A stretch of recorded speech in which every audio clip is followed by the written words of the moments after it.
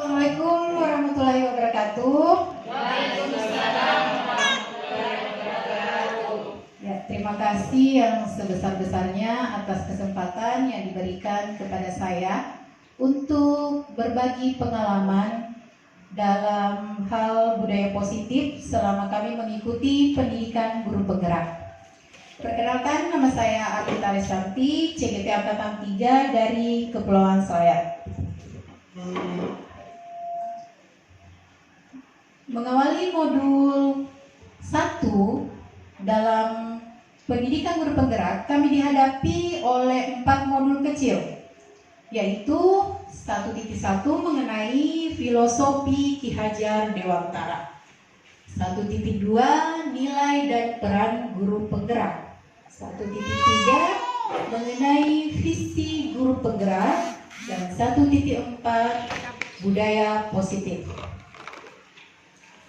Mengawali pembelajaran kami sebagai guru penggerak, kami dikenalkan oleh Ki Hajar Dewantara, Bapak Pendidikan Nasional, yang terkenal dengan somboyangnya Ingarso Santulodo, Inmadia Mangunkarso, Tuturi Handayani, di mana seorang pendidik yang harus memberi contoh atau menjadi panutan.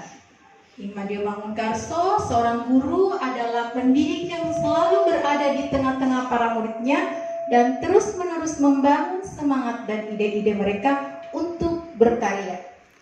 Dan Tuturi Handayani, pendidik yang terus-menerus menuntun, menopang, dan penunjuk arah yang benar bagi hidup peserta didik, serta di belakang memberikan dorongan untuk memotivasi dalam tugas dan tanggung jawab. Dasar-dasar pendidikan, Ki Hajar Dewantara menjelaskan bahwa tujuan pendidikan yaitu menuntun segala kodrat yang ada pada anak, agar anak dapat mencapai keselamatan dan kebahagiaan yang setinggi-tingginya, baik sebagai manusia maupun sebagai anggota masyarakat. Oleh sebab itu, pendidikan itu hanya dapat menuntun tumbuh dan hidupnya kekuatan kodrat yang ada pada anak, agar dapat memperbaiki lakunya, bukan dasarnya, hidup dan tumbuh kekuatan kodrat anak. Dalam menuntun laku dan pertumbuhan kodrat anak, Ki Hajar Dewantara mengibaratkan peserta didik seperti seorang petani atau tukang kebun. Anak-anak itu seperti biji tumbuhan yang disemai dan ditanam oleh petani atau tukang kebun di lahan yang telah disediakan. Anak-anak itu bagaikan bulir-bulir jagung yang ditanam. Bila biji jagung ditempatkan di tanah yang subur dengan mendapatkan sinar matahari dan pengairan yang baik, maka meskipun biji jagung adalah bibit jagung yang kurang baik atau kurang berkualitas, dapat tumbuh dengan baik karena perhatian dan perawatan dari petani. Dengan demikian, sebaliknya, meskipun biji jagung itu disemai adalah bibit berkualitas baik, namun tumbuh di lahan yang gersang dan tidak mendapatkan pengairan dan cahaya matahari serta tangan dingin petani, maka biji jagung itu mungkin tumbuh namun tidak akan optimal. Jadi di sini petani diibaratkan kita sebagai pendidik atau seorang guru.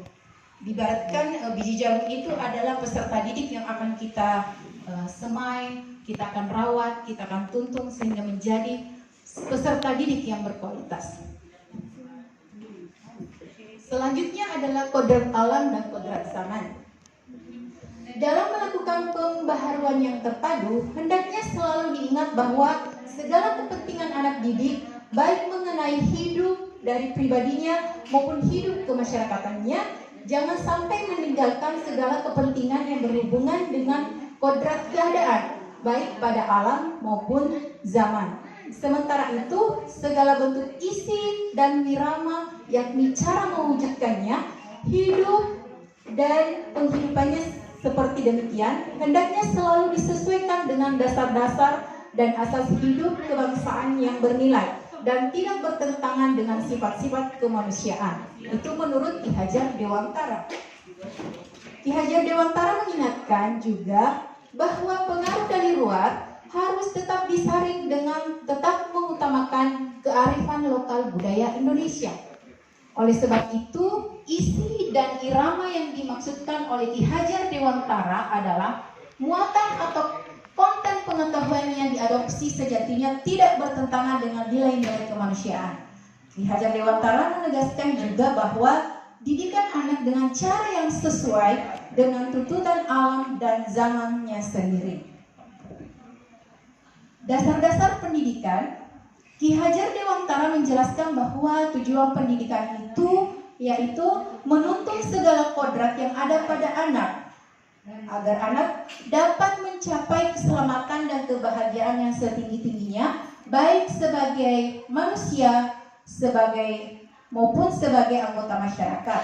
Oleh sebab itu, pendidikan itu hanya dapat menuntun tumbuh dan atau hidupnya kekuatan kodrat yang ada pada anak, agar dapat memperbaiki lakunya, bukan dasar hidupnya, dan tumbuh kekuatan kodrat anak.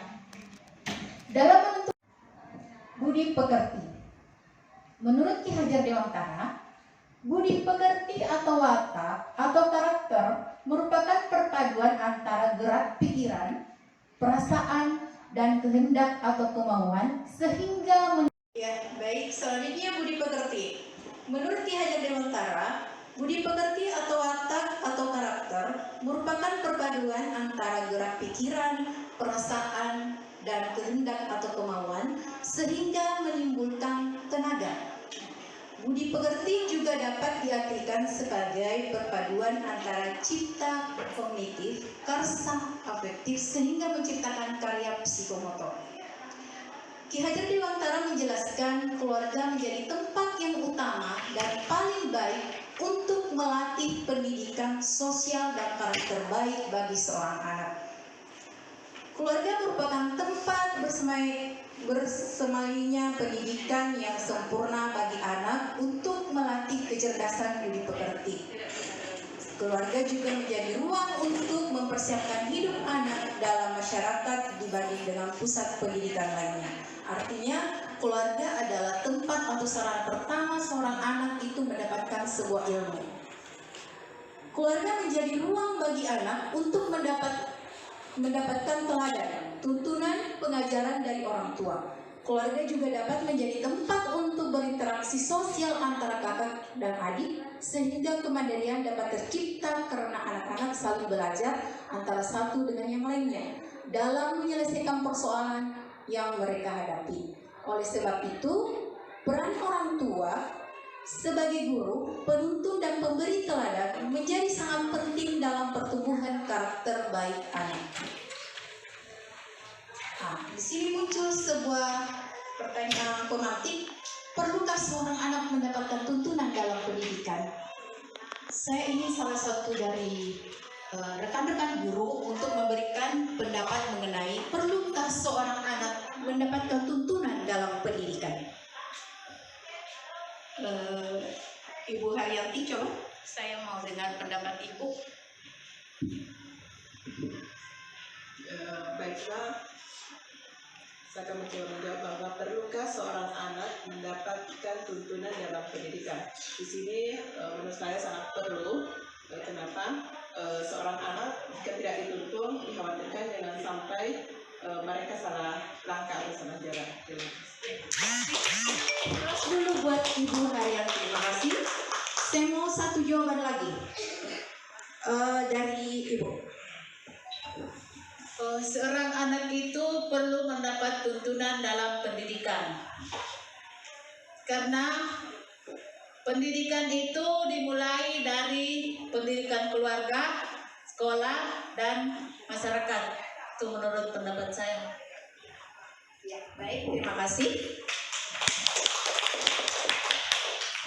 Ya, jadi sebagai guru pendidik kita memang harus menuntun peserta didik agar mereka tidak salah jalan. Oke, selanjutnya Bu ya, ini answernya ya. Tentu seorang anak tersebut perlu mendapatkan tuntunan agar semakin baik budi pekertinya. Anak yang dasar jiwanya tidak baik dan juga tidak mendapat tuntunan pendidikan tentu akan mudah menjadi orang jahat. Anak yang sudah baik dasarnya juga masih memerlukan tuntunan. Tentu saja dengan tuntunan itu ia akan mendapatkan kecerdasan yang lebih tinggi dan luas lagi. Akan tetapi dengan adanya tuntunan itu ia dapat terlepas dari segala macam pengaruh jahat. Tentu tidak sedikit anak-anak yang baik dasarnya, tetapi karena pengaruh-pengaruh keadaan yang buruk, kemudian menjadi orang-orang yang jahat. Pengaruh-pengaruh yang dimaksud itu ialah pengaruh yang muncul dari beragam jenis keadaan anak. Anak yang satu mungkin hidup dalam keluarga yang serba kekurangan, sehingga ditemui beragam jenis kesukaran yang menghambat kecerdasan budi anak. Bisa juga dalam keluarga tidak ditemui kemiskinan keduniawian, akan tetapi amat kekurangan budi luhur atau kesucian, sehingga anak-anak mudah terkena pengaruh-pengaruh yang jahat. Ya, next saja. Ya, di sini saya akan memperkenalkan mengenai profil pelajar Pancasila yang menjadi acuan kita sebagai peserta didik yang akan diterapkan kepada peserta didik. Ki Hajar Dewantara menegaskan bahwa tujuan dari pendidikan adalah menuntun segala kodrat yang ada pada anak agar mereka dapat mencapai keselamatan dan kebahagiaan yang setinggi-tingginya, baik sebagai manusia maupun sebagai anggota masyarakat. Ki Hajar Dewantara juga mengungkapkan bahwa dalam proses menuntun anak perlu diberikan kebebasan dalam belajar serta berpikir, dituntun oleh para pendidik agar anak tidak kehilangan arah serta membahayakan dirinya. Semangat agar anak bisa bebas belajar, berpikir agar dapat mencapai keselamatan dan kebahagiaan berdasarkan kesusilaan manusia. Ini yang akhirnya menjadi tema besar kebijakan pendidikan Indonesia saat ini, yaitu Merdeka Belajar. Profil pelajar Pancasila yang terbangun utuh dari 6 dimensi pembentuknya, yaitu pertama, beriman bertakwa kepada Tuhan Yang Maha Esa dan berakhlak mulia. Kedua, mandiri. Ketiga, bergotong royong. Keempat, berkebinekaan global dan bernalar kritis serta kreatif. Jadi ke-6 dimensi ini harus ditemukan atau harus dididik kepada peserta didik agar tumbuh menjadi pelajar Pancasila. Ke-6 dimensi ini perlu dilihat sebagai satu buah kesatuan yang tidak terpisahkan. Apabila satu dimensi ditiadakan, maka profil ini akan menjadi tidak bermakna. Sebagai contoh, ketika seorang pelajar perlu mengeluarkan ide yang baru dan orisinal untuk memecahkan masalah, diperlukan juga kemampuan bernalar kritis untuk melihat permasalahan yang ada. Solusi yang dihasilkan juga perlu mempertimbangkan akhlak kepada makhluk hidup lain yang dapat dimunculkan dari dimensi beriman bertakwa kepada Tuhan Yang Maha Esa dan berakhlak mulia. Dalam mewujudkan solusinya, ia pun perlu melibatkan orang lain dengan tetap menghargai keragaman latar belakang yang dimiliki. Ya. Beriman bertakwa kepada Tuhan Yang Maha Esa dan berakhlak mulia. Murid dengan dimensi profil ini berarti murid tersebut mengamalkan nilai-nilai agama dan kepercayaan sebagai bentuk religiusitasnya, percaya dan menghayati keberadaan Tuhan serta memperdalam ajaran agamanya yang tercermin dalam perilakunya sehari-hari sebagai bentuk penerapan pemahaman terhadap ajaran agamanya. Kedua, berkebinekaan global. Murid dengan dimensi profil ini merupakan seorang murid yang berbudaya, memiliki identitas diri yang matang, mampu menunjukkan dirinya sebagai representasi budaya luhur bangsanya, serta terbuka terhadap keragaman budaya daerah, nasional, dan global. Hal ini dapat diwujudkan dengan kemampuan berinteraksi secara positif antara sesama, memiliki kemampuan komunikasi interkultural, serta mampu memaknai pengalamannya di lingkungan majemuk sebagai kesempatan pengembangan dirinya. Next. Gotong royong. Seorang murid yang memiliki dimensi gotong royong berarti murid tersebut mampu berkolaborasi dengan orang lain dan secara proaktif, mengupayakan pencapaian kesejahteraan dan kebahagiaan antar anggota yang ada di dalam masyarakatnya. Murid tersebut juga sadar bahwa ia tidak hidup sendiri, memiliki kesadaran diri sebagai bagian dari kelompok, sehingga perlu ada usaha dari dirinya untuk membantu pencapaian kebahagiaan kelompoknya. Selanjutnya adalah mandiri. Seorang murid yang memiliki dimensi mandiri berarti murid tersebut mempunyai prakarsa atas pengembangan diri dan potensinya, dan didasari pada pengenalan kekuatan serta keterbatasan dirinya serta situasi yang dihadapi, dan bertanggung jawab atas potensi dan hasilnya. Murid yang memiliki dimensi ini juga mampu mengelola dirinya sendiri atas pikiran, perasaan, dan tindakan untuk mencapai tujuan pribadinya ataupun tujuan bersama. Bernalar kritis. Seorang murid yang memiliki dimensi bernalar kritis berarti murid tersebut mampu menggunakan kemampuan nalar dirinya untuk memproses informasi, mengevaluasinya, serta menghasilkan keputusan yang tepat untuk mengatasi berbagai persoalan yang dihadapinya. Murid tersebut mampu menyaring informasi, mengolahnya, mencari keterkaitan berbagai informasi, menganalisa serta membuat kesimpulan berdasarkan informasi tersebut. Kreatif. Seorang murid yang memiliki dimensi kreatif berarti mampu memodifikasi, menghasilkan sesuatu yang orisinal, bermakna, bermanfaat, dan berdampak untuk mengatasi berbagai persoalan baik untuk dirinya sendiri ataupun untuk lingkungan sekitarnya. Peran guru penggerak. Menjadi pemimpin pembelajaran. Pemimpin pembelajaran berarti seorang guru penggerak menjadi seorang pemimpin yang menitikberatkan pada kemampuan yang terkait erat dengan pembelajaran, seperti kurikulum, proses pembelajaran mengajar, asesmen, pengembangan guru, serta komunitas sekolah, dan lain-lain. Kedua, menggerakkan komunitas praktis. Menggerakkan komunitas praktis untuk rekan guru di sekolah dan di wilayahnya. Seorang guru penggerak berpartisipasi aktif dalam membuat komunitas belajar untuk para rekan guru baik di sekolah maupun di wilayahnya. Banyaknya praktik baik yang bisa dibagikan dalam komunitas tersebut bisa menjadi bahan pembelajaran untuk para guru sejawat dan tentunya untuk guru penggerak tersebut. Menjadi coach bagi guru lain. Menjadi coach dan mentor bagi rekan guru lain terkait pengembangan pembelajaran di sekolah. Seorang guru penggerak juga harus mampu mendeteksi aspek-aspek yang bisa ditingkatkan dari rekan sejawatnya. Seorang guru penggerak diharapkan juga mampu merefleksikan hasil pengalamannya sendiri serta guru lain untuk dijadikan poin peningkatan untuk pembelajaran. Tak lupa juga sebagai seorang coach, guru penggerak diharapkan juga bisa memantau perkembangan dari rekan guru lain tersebut. Selanjutnya, mendorong kolaborasi antar guru. Membuka ruang diskusi positif dan berkolaborasi antar guru dan pemangku kepentingan di dalam dan di luar sekolah untuk meningkatkan kualitas pembelajaran. Selanjutnya, mewujudkan kepemimpinan murid. Mendorong peningkatan kemandirian dan kepemimpinan murid di sekolah. Peran seorang guru penggerak berarti membantu para murid ini untuk mandiri dan belajar, mampu memunculkan motivasi murid untuk belajar, juga mendidik karakter murid di sekolah. Nilai-nilai guru penggerak yang termasuk dalam nilai-nilai guru penggerak itu tadi perannya ya, sekarang nilainya. Yang pertama, mandiri.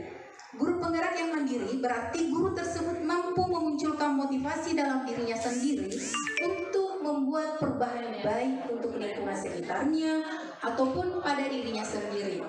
Hal ini terutama perlu muncul dalam aspek pengembangan dirinya. Seorang guru penggerak termotivasi untuk mengembangkan dirinya tanpa harus menunggu adanya pelatihan yang ditugaskan oleh sekolah ataupun dinas. Kedua, reflektif.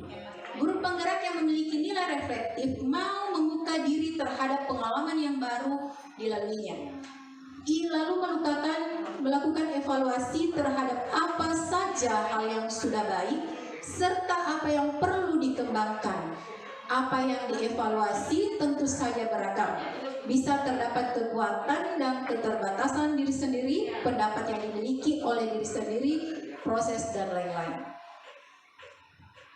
Kolaboratif. Kolaboratif berarti seorang guru penggerak mampu senantiasa membangun hubungan kerja yang positif terhadap seluruh pihak pemangku kepentingan yang berada di lingkungan sekolah ataupun luar sekolah. Contohnya orang tua murid, komunitas yang terkait. Dalam mencapai tujuan pembelajaran, kolaboratif mampu muncul dalam perilaku seperti kerjasama, komunikasi, memahami peran masing-masing pihak dalam suatu situasi tertentu, termasuk memberikan feedback juga merupakan bagian dari kolaborasi.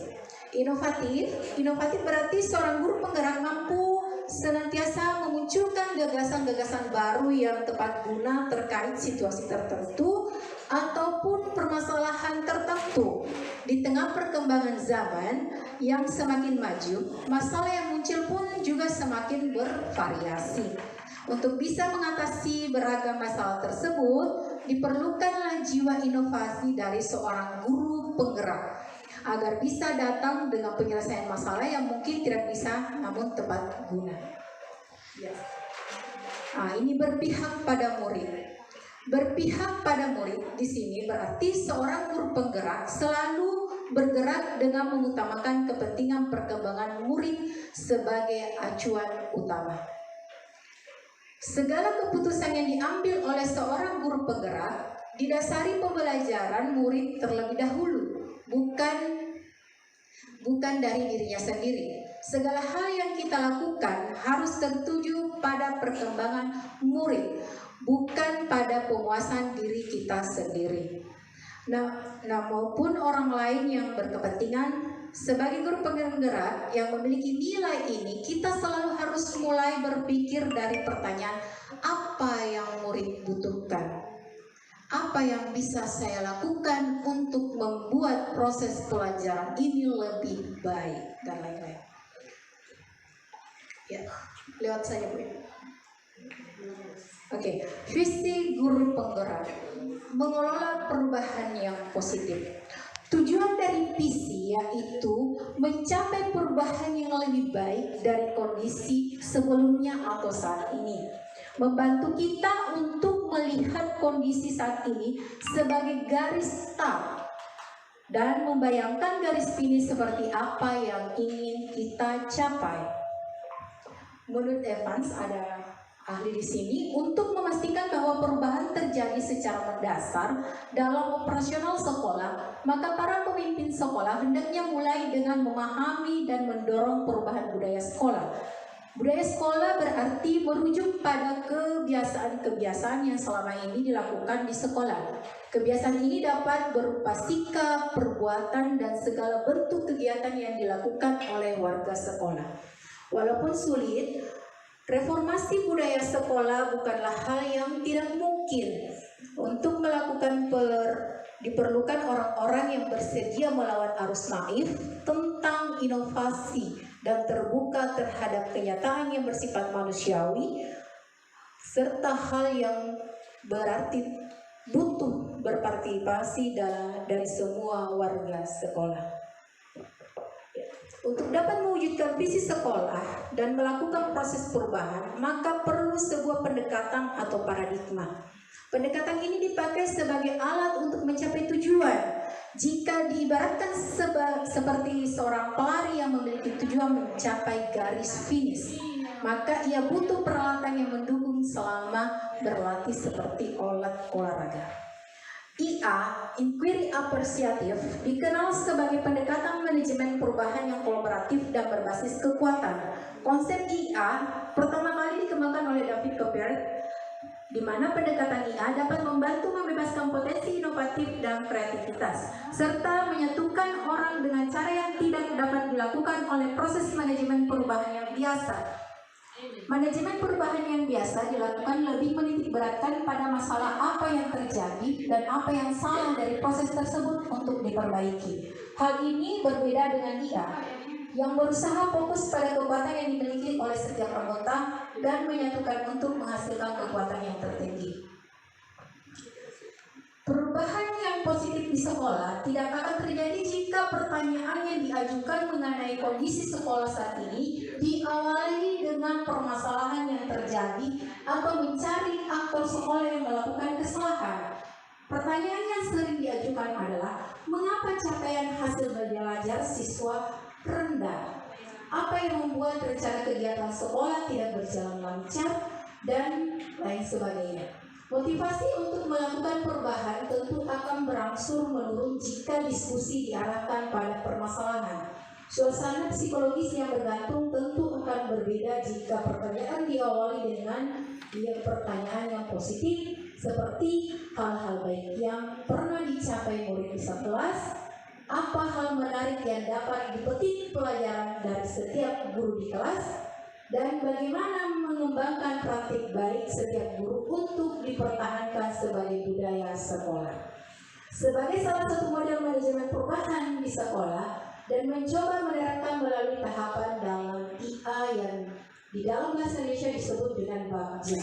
Di mana tahapan bagja di sini yaitu buat pertanyaan, ambil pelajaran, gali mimpi, jalankan rencana, dan atur eksekusi. Ini dia penjabarannya.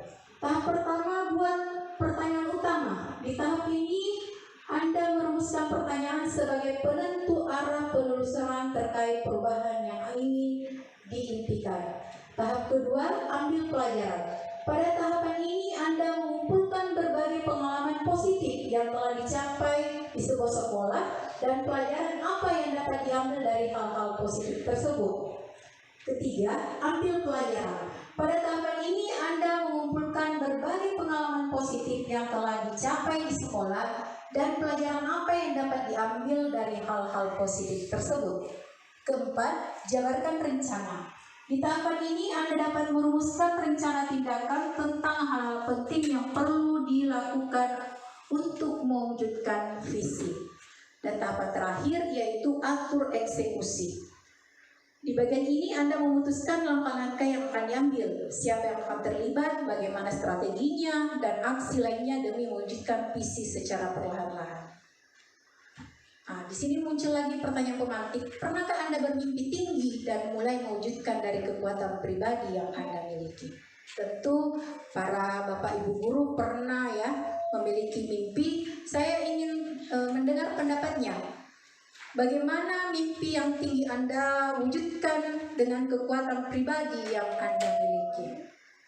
Saya ingin dengar tanggapan dari Ibu Jana.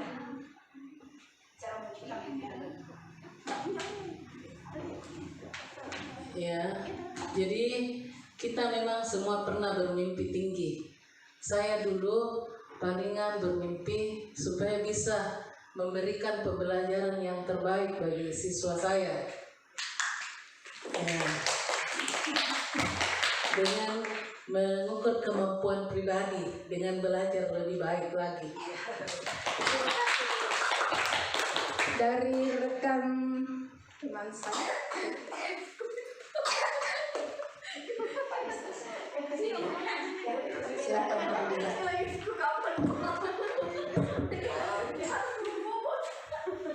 Kalau yang ditanyakan itu tentang mimpi seorang guru, saya pun pernah memimpikan bagaimana muridnya di masa depan. Jadi saya memimpikan kepemimpinan murid yang religius, critical thinking, inovatif, cerdas, dan berakhlak yang baik. Itu yang selalu saya impikan. Nah, tinggal sekarang bagaimana cara saya untuk mewujudkan mimpi saya itu. Tapi sebelum saya menjadi guru, karena saya melihat saya juga pernah menjadi murid, saya ingin hal itu saya bisa wujudkan. Terima kasih. Terima kasih atas pendapat dari Ibu Dira. Oke, selanjutnya. Next, ya. Pernah ya. Next, Bu.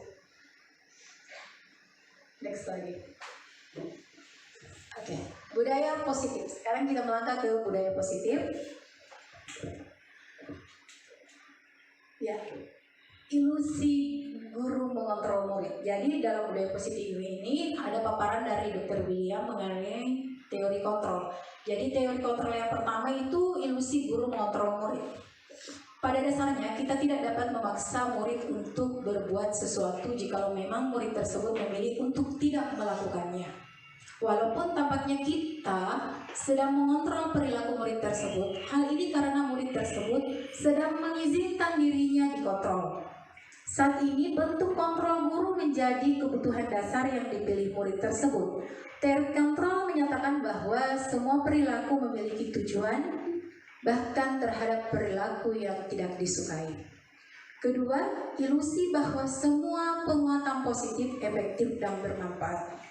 Penguatan positif atau bujukan adalah bentuk-bentuk kontrol. Segala usaha untuk mempengaruhi murid agar mengulangi sesuatu perilaku tertentu adalah suatu usaha untuk mengontrol murid tersebut. Dalam jangka waktu tertentu, kemungkinan murid tersebut akan menyadarinya dan mencoba untuk menolak bujukan kita, atau bisa jadi murid tersebut menjadi terganggu pada pendapat sang guru untuk berusaha. Selanjutnya, ilusi bahwa kritik dan membuat orang merasa bersalah dapat menguatkan karakter. Menggunakan kritik dan rasa bersalah untuk mengontrol murid menuju pada identitas yang gagal. Mereka belajar untuk merasa buruk tentang diri mereka. Mereka mengembangkan dialog diri yang negatif. Kadangkala sulit bagi guru untuk mengidentifikasi bahwa mereka melakukan perilaku ini. Karena seringkali guru cukup menggunakan suara halus untuk menyampaikan pesan yang negatif. Selanjutnya, ilusi bahwa orang dewasa memiliki hak untuk memaksa. Banyak orang dewasa yang percaya bahwa mereka memiliki tanggung jawab untuk membuat murid-murid tersebut berbuat hal-hal tertentu. Apapun yang dilakukan dapat diterima selama ada sebuah kemajuan berdasarkan sebuah pengukuran kinerja. Pada saat itu pula, orang dewasa akan menyadari bahwa perilaku memaksa tidak akan efektif untuk jangka panjang dan sebuah hubungan permusuhan akan terbentuk. Nah, di sini ada kolom di mana stimulus respon melawan teori kontrol seperti yang disampaikan pada kemarin ya. Jadi bagaimana seseorang bisa berubah dari paradigma stimulus respon kepada pendekatan teori kontrol? Nah, di sini bila kita ingin membuat kemajuan perlahan sedikit demi sedikit, ubahlah sikap atau perilaku Anda. Namun bila kita ingin memperbaiki cara-cara utama kita, maka kita perlu mengubah kerangka acuan kita. Ubahlah bagaimana Anda melihat dunia, bagaimana Anda berpikir tentang manusia, ubahlah paradigma Anda. Skema pemahaman dan penjelasan aspek-aspek tertentu tentang realitas. Selanjutnya, konsep disiplin positif dan motivasi. Ya, ketika mendengar kata disiplin, apa yang terlintas dalam benak Anda? Apa yang terlintas di pikiran Anda tentang kata disiplin? Kebanyakan orang akan menghubungkan kata disiplin dengan tata tertib, teratur, dan kepatuhan pada peraturan. Kata disiplin juga sering dihubungkan dengan hukuman, padahal itu sungguh berbeda. Karena belajar tentang disiplin positif tidak harus dengan memberikan hukuman. Justru itu adalah salah satu alternatif terakhir dan kalau perlu tidak digunakan sama sekali. Ya, ini selanjutnya 3 motivasi perilaku manusia, di mana seorang ahli Diana Gosen menyatakan bahwa untuk menghindari ketidaknyamanan atau hukuman. Ini adalah tingkat terendah dari motivasi perilaku manusia.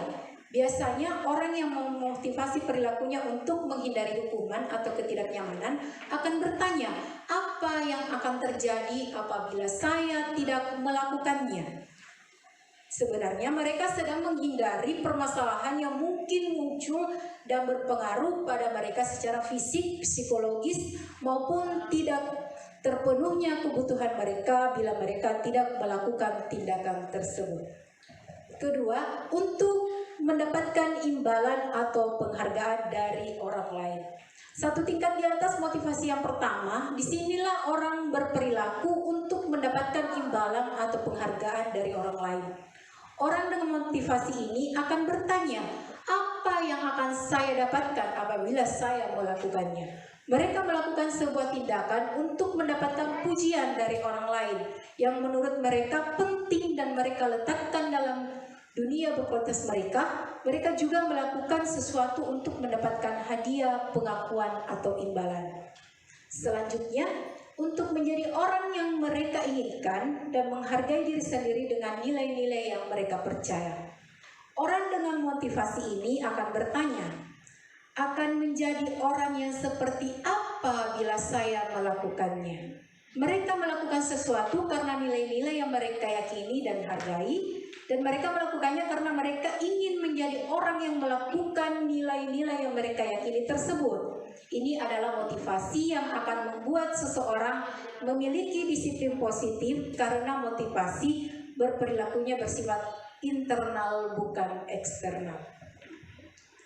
Muncul lagi pertanyaan pemantik. Bagaimana cara kita sebagai seorang guru untuk menanamkan disiplin positif kepada murid-murid kita? Saya minta tanggapan lagi dari Ibu Guru, Ibu Hasna. Terima kasih atas kesempatan yang diberikan. Sikap positif yang ditanamkan kepada siswa pertama-tama disiplin waktu. Misalnya hari Senin kita datang sebelum jam 7 karena akan melaksanakan upacara bendera pada pukul 7.00. Itu yang pertama. Kemudian disiplin belajar. Anak-anak diberi tugas dan tugas-tugas itu harus diselesaikan. Itu juga salah satu contoh disiplin. Kemudian lanjut disiplin berpakaian. Sebagaimana yang ditentukan di tata tertib sekolah bahwa kita menggunakan pakaian seragam sesuai dengan hari-hari yang telah ditentukan. Itu salah satunya. Saya kira demikian Bu, terima kasih. Assalamualaikum warahmatullahi wabarakatuh. Terima kasih atas jawaban yang diberikan oleh Bu Hasna. Bagus sekali Bu. Jadi next Bu Dira. Ya, cara mendisiplinkan murid yang dipaparkan oleh Bu Hasna itu adalah bentuk-bentuk atau pengalaman dari para siswa ya. Jadi itu sebenarnya untuk memulai satu disiplin itu kita harus memulainya dari diri sendiri, dari diri murid itu sendiri. Dengan penuh tanggung jawab dan kesadaran, dengan pemikiran seperti itu, maka murid tidak akan merasa terbebani dengan setiap aturan yang telah dibuat. Contohnya sudah dipaparkan tadi Ibu Hasna, berpakaian sesuai dengan yang sudah ditetapkan, datang pada pukul 7 pada hari Senin karena akan dimulai upacara, datang lebih awal ya. Yang bisa mendisiplinkan murid yaitu diri murid itu sendiri, sedangkan guru, kepala sekolah, dan orang tua sebagai penuntun dan pendukung untuk terlaksananya sikap disiplin. Murid itu sendiri harus tumbuh di dalam diri murid dan sejalan dengan kesadaran akan tanggung jawab dan ketaatan pada aturan yang telah dibuat. Oke. Ya, selanjutnya adalah keyakinan kelas. Keyakinan akan lebih memotivasi seorang dari dalam atau memotivasi secara intrinsik. Seseorang akan lebih tergerak dan bersemangat untuk menjalankan keyakinannya daripada hanya sekedar mengikuti serangkaian peraturan. Murid-murid pun demikian, mereka perlu mendengarkan dan mendalami tentang suatu keyakinan daripada hanya mendengarkan peraturan-peraturan yang mengatur mereka harus berlaku begini dan begitu. Ya, next saja Bu. Ya, ini ada beberapa gambar tentang pemenuhan kebutuhan dasar. Kebutuhan dasar manusia menurut William bisa diperhatikan antara kesenangan, cinta kasih sayang, penguasaan, kebebasan. Lanjut Bu. Ya, di sini dipaparkan satu-satu ya. Kebutuhan bertahan hidup, seperti yang disampaikan kemarin oleh Bu Dira. Sama. Kebutuhan bertahan hidup atau survival adalah kebutuhan yang bersifat psikologis untuk bertahan hidup, misalnya kesehatan, rumah, dan makanan. Cinta dan kasih sayang, kebutuhan untuk diterima. Kebutuhan ini, di atas dulu. Ya, kebutuhan ini dan 3 kebutuhan berikutnya adalah kebutuhan psikologis, kebutuhan untuk mencintai dan memiliki, meliputi kebutuhan akan hubungan dan koneksi sosial, memberikan berterima kasih, menerima kasih sayang, dan kebutuhan untuk merasa menjadi bagian dari suatu kelompok. Selanjutnya, penguasaan, kebutuhan pengakuan atas kemampuan. Kebutuhan ini berhubungan dengan kekuatan untuk mencapai sesuatu, menjadi kompeten, menjadi terampil, diakui atas potensi dan keterampilan yang dimiliki. Selanjutnya, kebebasan, kebutuhan akan pilihan. Kebutuhan untuk bebas adalah kebutuhan akan kemandirian, otonomi, memiliki pilihan dan mampu mengendalikan arah hidup seseorang. Next. Ya, selanjutnya adalah kebutuhan akan kesenangan. Adalah kebutuhan untuk mencari kesenangan, bermain, dan tertawa. Bayangkan hidup tanpa kenikmatan apapun, betapa menyedihkannya. Ini dihubungkan dengan kebutuhan akan kesenangan dengan belajar. Semua hewan dengan tingkat intelijensi tinggi, seperti anjing, lumba-lumba, primata, dan lain-lain, mereka juga bermain. Saat mereka bermain, mereka mempelajari keterampilan hidup yang penting. Manusia tidak berbeda. Anak-anak dengan kebutuhan dasar kesenangan yang tinggi biasanya ingin menikmati apa yang dilakukan. Mereka juga konsentrasi tinggi saat mengerjakan hal yang disenangi. Mereka suka permainan dan suka mengoleksi barang, suka bergurau, suka melucu, dan juga menggaskan bakat saat bertingkah laku buruk. Jadi ini beberapa kebutuhan ini sering kita temui pada peserta didik. Jadi jika ada peserta didik yang bertingkah laku nakal ataupun di luar dari batas sewajarnya, sebenarnya dia berusaha untuk memenuhi kebutuhan ini. Ya, next. Ya, semua orang senantiasa berusaha untuk memenuhi kebutuhannya dengan berbagai cara. Bila mereka tidak bisa mendapatkan kebutuhannya dengan cara yang positif, mereka akan mencoba mendapatkannya dengan cara yang negatif. Seorang murid yang tidak begitu berhasil secara akademik, mungkin kebutuhannya akan kekuasaan tidak terpenuhi di sekolah. Oleh karena itu, dia akan mencoba untuk memenuhi kebutuhan kekuasaannya dengan mencoba mengatur orang lain di lapangan bermain, atau bahkan menyakiti mereka secara fisik. Sebagai guru, kita dapat melibatkannya dalam kegiatan yang memberi peluang murid seperti membuat pencapaian berarti. Jadi, seorang yang tidak merasa diterima oleh teman-temannya, kebutuhannya akan cinta dan kasih sayang tidak terpenuhi. Oleh karena itu, dia mungkin akan memiliki satu teman dan memisahkan diri dengan yang lain. Sebagai guru, kita bisa membangun hubungan yang bisa dengan membangun kepercayaan dan keintiman dengan anak. Jika kita dapat mengidentifikasi kebutuhan apa yang mendorong perilaku kita, maka perubahan perilaku positif dapat dimulai dengan mencari solusi untuk memenuhi kebutuhan tertentu dengan cara yang positif dari cara yang negatif. Ya, 5 posisi kontrol. Di sini ada yang dipaparkan. Yang pertama yaitu penghukum. Seorang penghukum bisa menggunakan hukuman fisik maupun verbal. Orang-orang yang menjalankan posisi penghukum senantiasa mengatakan bahwa sekolah memerlukan sistem atau alat yang dapat lebih menekan murid-murid lebih dalam lagi. Guru-guru yang menerapkan posisi penghukum akan berkata, patuhi aturan saya atau awas. Kamu selalu saja salah. Pasti selalu yang terakhir selesai. Guru seperti ini senantiasa percaya hanya ada satu cara agar pembelajaran bisa berhasil, yaitu cara dia. Selanjutnya, membuat orang merasa bersalah. Pada posisi ini, biasanya guru akan berusaha lebih lembut. Pembuat orang merasa bersalah akan menggunakan keheningan yang membuat orang lain merasa tidak nyaman, bersalah atau rendah diri. Kata-kata yang keluar dengan lembut, contohnya seperti, ibu sangat kecewa sekali dengan kamu. Berapa kali kamu harus memberitahu, berapa kali bapak ibu guru harus memberitahu kamu ya? Gimana coba kalau orang tua kamu tahu kamu berbuat begini? Jadi jika bapak ibu guru menggunakan seperti kata-kata di atas, berarti ibu guru sedang melakukan membuat orang merasa bersalah. Di posisi ini murid akan memiliki penilaian diri yang buruk tentang diri mereka. Murid merasa tidak berharga dan telah mengecewakan orang-orang yang disayanginya. Selanjutnya adalah posisi teman. Guru pada posisi ini tidak akan menyakiti murid, namun akan tetap berupaya mengontrol murid melalui persuasi. Posisi teman pada guru bisa negatif ataupun positif. Positif di sini berupa hubungan baik yang terjalin antara guru dan murid. Guru di posisi teman menggunakan hubungan baik dan humor untuk mempengaruhi seseorang.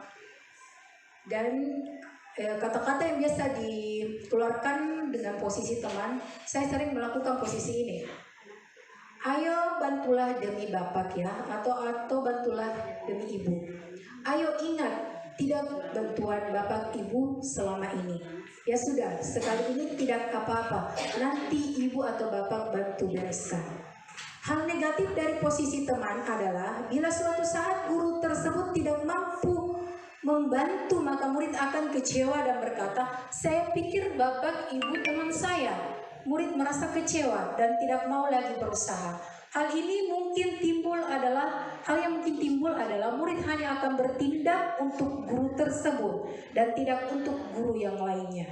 Murid akan tergantung pada guru. Posisi monitor atau pemantau. Monitor berarti mengawasi. Pada saat kita mengawasi, kita bertanggung jawab atas perilaku orang-orang yang kita awasi. Posisi pemantau berdasarkan pada peraturan-peraturan dan konsekuensi. Dengan menggunakan sanksi konsekuensi, kita dapat memisahkan hubungan pribadi kita dengan murid. Sebagai seseorang yang menjalankan posisi pemantau, biasanya kata-katanya seperti ini. Peraturannya apa? Apa yang telah kamu lakukan? Sanksi atau konsekuensi apa? Jadi seseorang pemantau sangat mengandalkan perhitungan, catatan, data yang dapat digunakan sebagai bukti atas perilaku seseorang. Posisi ini akan menggunakan stiker, slip catatan, daftar, cek, dan lain-lain. Posisi monitor sendiri berawal dari teori stimulus respon yang menunjukkan tanggung jawab guru dalam mengontrol murid. Manajer, posisi terakhir ya. Ini pasti banyak Bapak Ibu guru yang berposisi manajer. Posisi terakhir manajer adalah posisi mentor di mana guru berbuat sesuatu bersama dengan murid. Mempersilahkan murid mempertanggungjawabkan perilakunya. Mendukung murid agar dapat menemukan solusi atas permasalahannya sendiri. Seorang manajer telah memiliki keterampilan di posisi teman maupun pemantau. Dan dengan demikian bisa jadi sewaktu-waktu tertentu kemudian kedua posisi tersebut bisa diperlakukan. Jadi kata-kata yang terlontar biasanya pada posisi manajer itu apa yang kita yakini. Jadi ada diskusi antara seorang guru dengan murid. Jika kamu meyakininya, apakah kamu bersedia memperbaikinya? Jika kamu memperbaiki ini, hal ini menunjukkan apa tentang dirimu?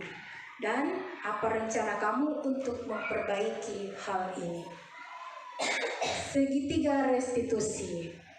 Ini pemecahan masalah ya. Restitusi juga adalah proses kolaboratif yang mengajarkan murid untuk mencari solusi dari sebuah masalah dan membantu murid berpikir tentang orang seperti apa yang mereka inginkan dan bagaimana mereka harus memperlakukan orang lain.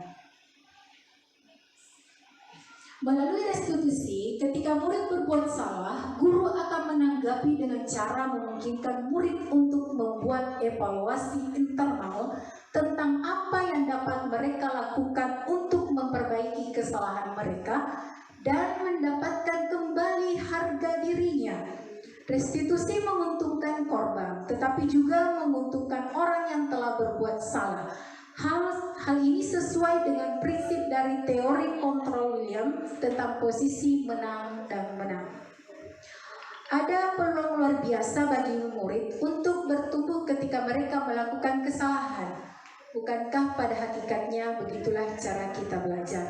Jadi kita belajar dari sebuah kesalahan. Murid perlu bertanggung jawab atas perilaku yang mereka pilih. Namun mereka juga dapat memilih untuk belajar dari pengalaman dan membuat pilihan yang lebih baik di waktu yang akan datang. Ketika guru memecahkan masalah, perilaku mereka, murid akan kehilangan kesempatan untuk mempelajari keterampilan yang berharga untuk hidup mereka. Next.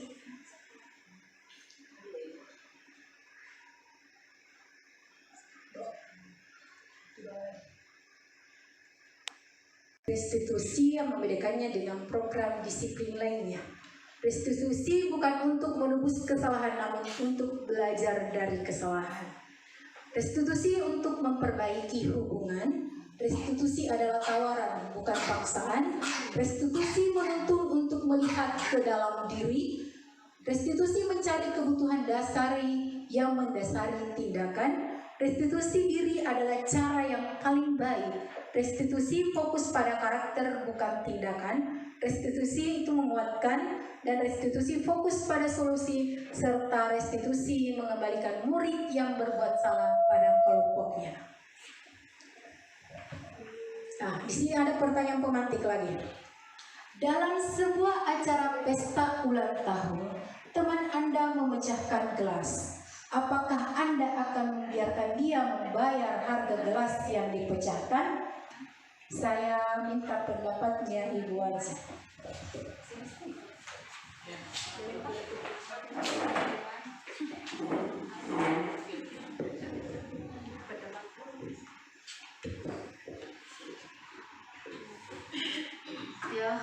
Dalam sebuah acara pesta ulang tahun, teman Anda memecahkan gelas. Apakah Anda akan membiarkan dia membayar harga gelas yang dipecahkan?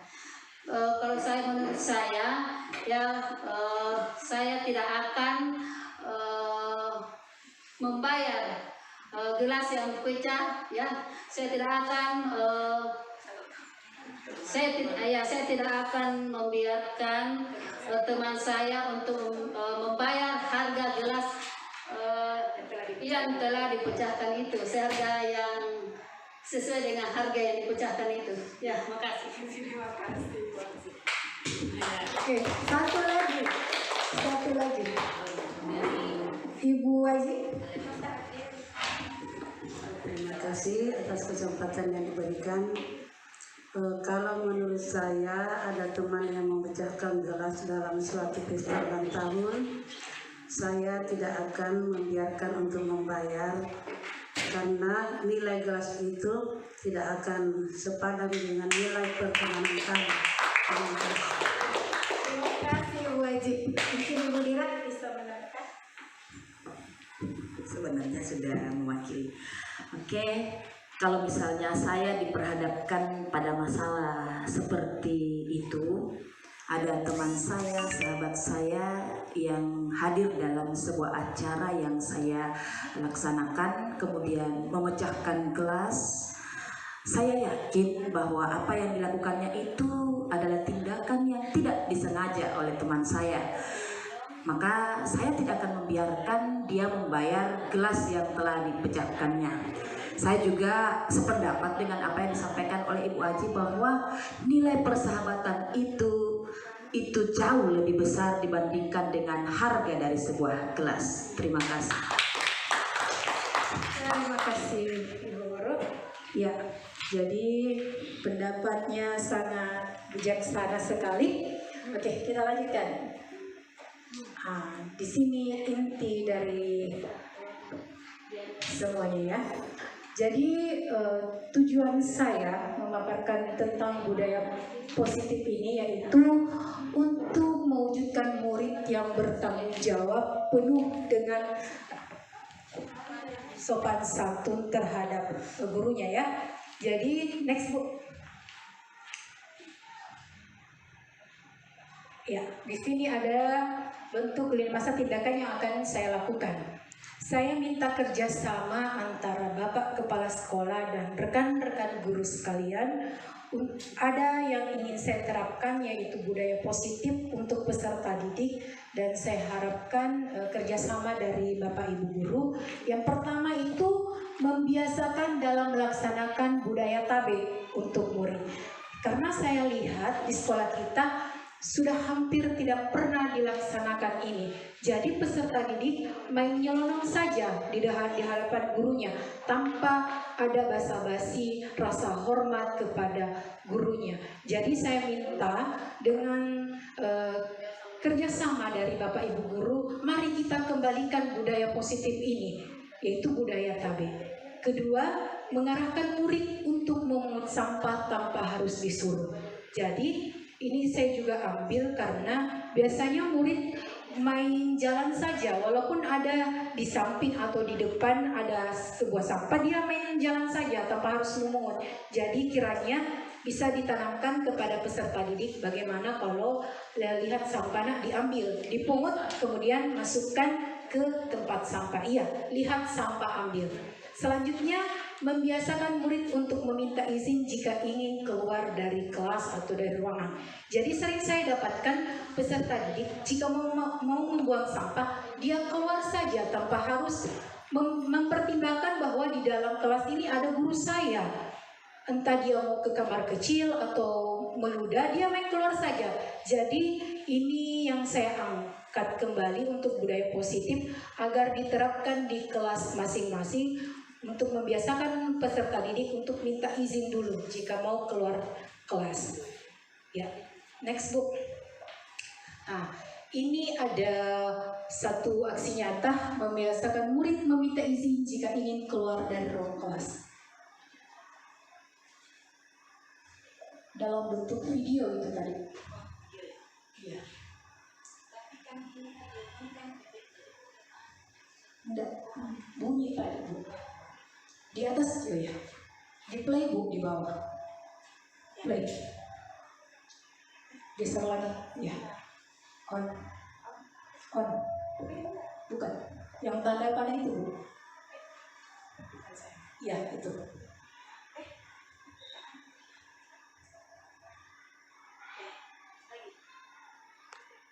Suaranya coba, tidak.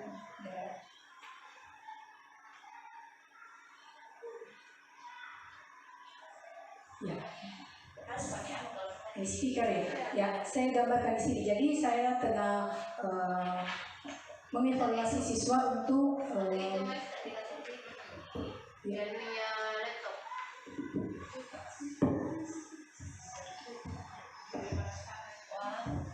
speaker saya.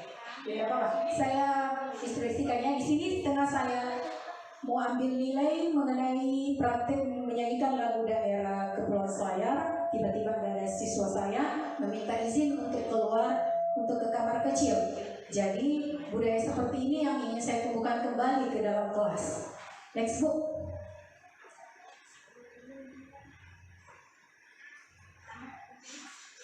Ya, kalau ini hanya pelengkap, berbaris terlebih dahulu sebelum memasuki ruang kelas.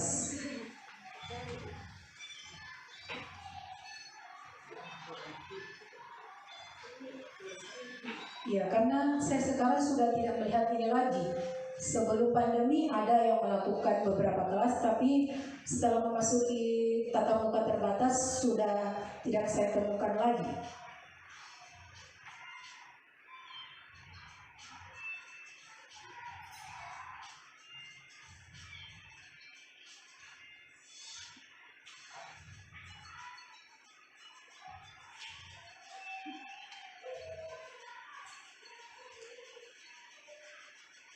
Tidak harus seperti itu ya, ini salah satu bentuk kreasi saya saja.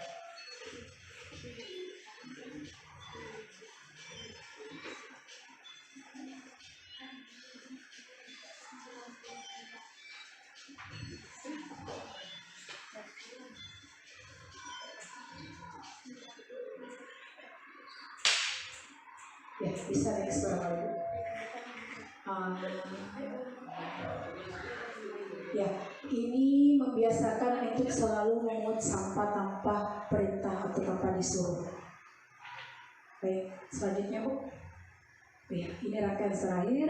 Saya ingin tindak lanjutnya berkolaborasi dengan Bapak Kepala Sekolah, rekan guru, dan murid. Dukungan yang dibutuhkan kepala sekolah, rekan guru, dan murid, alat kebersihan, serta kerjasama untuk dinas kebersihan untuk pengangkutan sampahnya. Ya, next. Ya, baiklah. Ya, sudah ya. Ya, baiklah, itulah tadi pemaparan materi yang saya bawakan terkait pengalaman saya mengikuti pendidikan guru penggerak. Mudah-mudahan bisa menambah ilmu untuk Bapak Ibu guru untuk diaplikasikan ke dalam ruang kelasnya. Lebih dan kurangnya mohon dimaafkan. Assalamualaikum warahmatullahi wabarakatuh.